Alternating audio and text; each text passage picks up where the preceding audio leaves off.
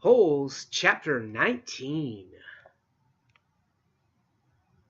He was awakened one night by a strange noise. At first he thought it might have been some kind of animal, and it frightened him. But as the sleep cleared from his head, he realized that the noise was coming from the cot next to him. Squid was crying. "Are you okay?" Stanley whispered. Squid's head jerked around. He sniffled, caught his breath. "Yeah, I'm fine," he whispered, and sniffed again. In the morning, Stanley asked Squid if he was feeling better. "What are you, my mother?" asked Squid. Stanley raised and lowered one shoulder. "I got allergies, okay?" Squid said. "Okay," said Stanley. "Open your mouth again and I'll break your jaw." Stanley kept his mouth shut most of the time. He didn't talk too much to any of the boys, afraid he might say the wrong thing. They called him caveman and all that, but he couldn't forget that they were dangerous, too. They were all here for a reason. As Mr. Sir would say, this wasn't a Girl Scout camp. Stanley was thankful that there were no racial problems. X-Ray, Armpit, and Zero were black. He, Squid, and Zigzag were white. Magnet was Hispanic. On the lake, they were all the same reddish-brown color, the color of dirt. He looked up from his hole to see the water truck and its trailing dust cloud. His canteen was almost a quarter full. He quickly drank it down, then took his place in line behind Magnet in front of Zero. The air was thick with heat, dust, and exhaust fumes. Mr. Sir filled their canteens. The truck pulled away. Stanley was back in his hole, shovel in hand, when he heard Magnet call out, "Hey, anybody want some sunflower seeds? Ha ha ha ha!" Magnet was standing on the ground level, holding a sack of seeds. He popped a handful into his mouth, chewed, and swallowed the shells and all. "Over here!" called X-Ray. The sack looked to be about half full. Magnet rolled up the top and then tossed it to X-Ray. "How'd you get them without Mr. Sir seeing you?" asked Armpit. "I can't help it, man," Magnet said.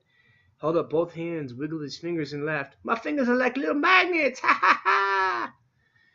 The sack went from X-Ray to Armpit to Squid. "Sure good to eat something that does come from a can," said Armpit.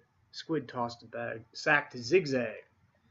Stanley knew it would come to him next. He didn't even want it. From the moment Magnet shouted, "Anybody want some sunflower seeds?" he knew there would be trouble. Mr. Sir was sure to come back, and anyway, the salted shells would only make him thirsty. "Coming your way, caveman," said Zigzag. "Airmail, special delivery." It's unclear whether the seeds spilled before they got to Stanley or after he dropped the bag. It seemed to him that Zigzag hadn't rolled up the top before throwing it, and that was the reason he didn't catch it. But it all happened very fast. One moment the sack was flying through the air, and the next thing Stanley knew the sack was in his hole, and the seeds were spilled across the dirt. "Oh, man," said Magnet. "Sorry," said Stanley as he tried to sweep the seeds back into the sack. "I don't want to eat dirt," said X-Ray. Stanley didn't know what to do. "The truck's coming!" shouted Zigzag. Stanley looked up at the approaching dust cloud, then back down at the spilled seeds. He was in the wrong place at the wrong time. What else is new? He dug his shovel into his hole and tried to turn over the dirt and bury the seeds. What he should have done, he realized later, was knock one of his dirt piles back into his hole. But the idea of putting dirt into his hole was unthinkable. "Hello, Mr. Sir," said X-Ray. "Back so soon?" "Seems like you were just here," said Armpit. "Time flies when you're having fun," said Magnet. Stanley continued to turn the dirt over in his hole. "Are you Girl Scouts having a good time?" asked Mr. Sir. He moved from one hole to another, kicked the dirt pile by Magnet's hole, and then moved towards Stanley. Stanley could see 2 seeds at the bottom of his hole. As he tried to cover them up, he unearthed the corner of the sack. "Well, what do you know, caveman?" said Mr. Sir, standing over him. "Looks like you found something." Stanley didn't know what to do. "Dig it out," said Mr. Sir. "We'll take it to the warden. Maybe she'll give you the rest of the day off." "Oh, it's not anything," Stanley muttered. "Let me be the judge of that," said Mr. Sir. Stanley reached down and pulled up the empty burlap sack. He tried to hand it to Mr. Sir, but he wouldn't take it.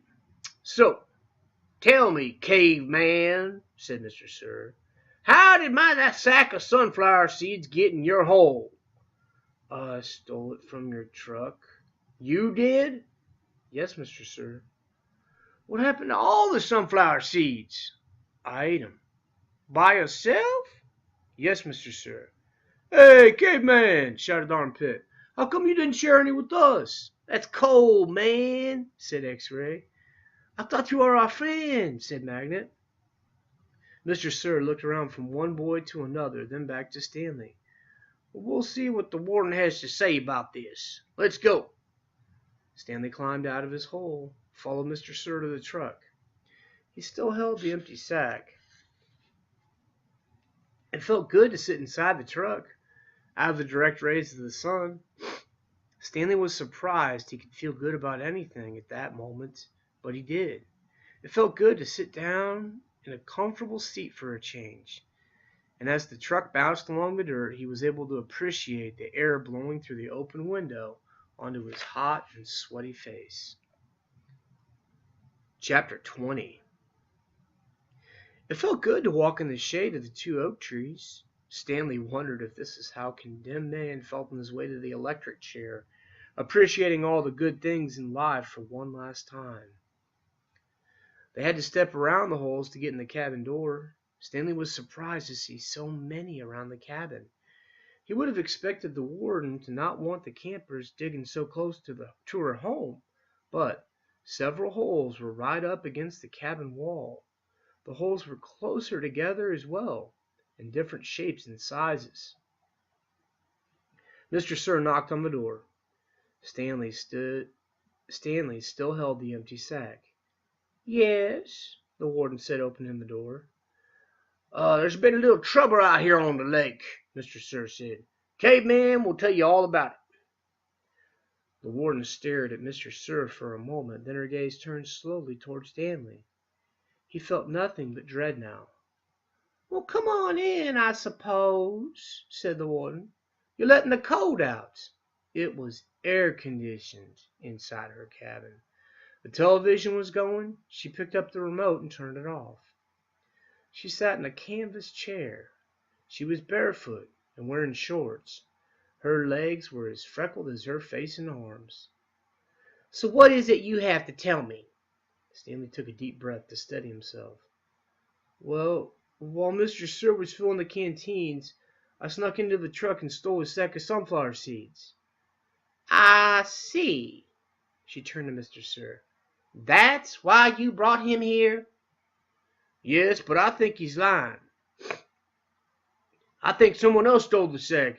Caveman's covering up for X-Ray or somebody. It was a 20-pound sack, and he claims he'd eaten all of them by himself." He took the sack from Stanley and handed it to the warden. "I see," the warden said again. "The sack wasn't full," said Stanley, "and I spilled a lot. You can check my hole."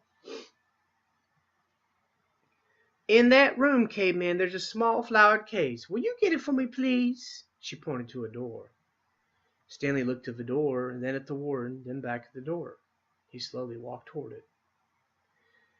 It was a kind of dressing room with a sink and a mirror. Next to the sink, he saw the case, white with pink roses. He brought it back to the warden, and she set it on the glass coffee table in front of her. She unclasped the latch and opened the case. It was a makeup case. Stanley's mother had one similar to it. He saw several bottles of nail polish, polish remover, and a couple of lipstick tubes, and other jars and powders. The warden held up a small jar of dark red nail polish. "You see this, Caveman?" He nodded. "This is my special nail polish. Do you see the dark, rich color? You can't buy it in a store. I have to make it myself." Stanley had no idea why she was showing it to him. He wondered why the warden would ever have the need to wear nail polish or makeup. Do you want to know what my secret ingredient is? He raised and lowered one shoulder. The warden opened the bottle. Rattlesnake venom. With a small paintbrush, she began applying it to the nails on her left hand. It's perfectly harmless when it's dry. She finished her left hand. She waved it in the air a few seconds and then began painting the nails on her right hand. It's only toxic when it's wet. She finished painting her nails, then stood up. She reached over and touched Stanley's face with her fingers. She ran her sharp, wet nails gently down his cheek. He felt his skin tingle. The nail on her pinky just barely touched the wound behind his ear. A sharp sting of pain caused him to jump back. The warden turned to face Mr. Sir, who was sitting on the fireplace hearth. So you think he stole your sunflower seeds? No, he says he stole them, but I think it was... She stepped toward him and struck him across the face. Mr. Sir stared at her. He had 3 long red marks slanting across the left side of his face. Stanley didn't know if the redness was caused by the nail polish or his blood.